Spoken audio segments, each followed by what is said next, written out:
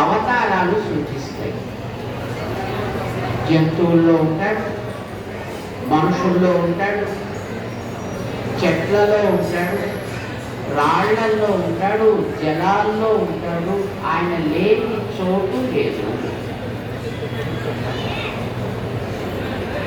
జలాల్లో ఉంటాడనడానికి ఉత్తర భారతంలో పుష్కరం అనే క్షేత్రం ఉంది.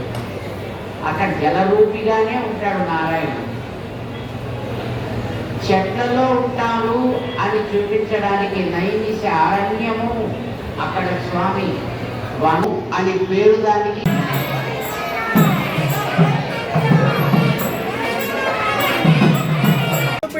అష్టైశ్వర్య ప్రదశ్రియై సౌభాగ్య ప్రదీక్షాయై మహాలక్ష్మ్యై సుమంగళం మంగళాశాసనపరైర్మదాచార్య పురోగమైః సర్వైశ్చ పూర్వైరాచార్యైః సద్గురుదాయాస్తు మంగళం.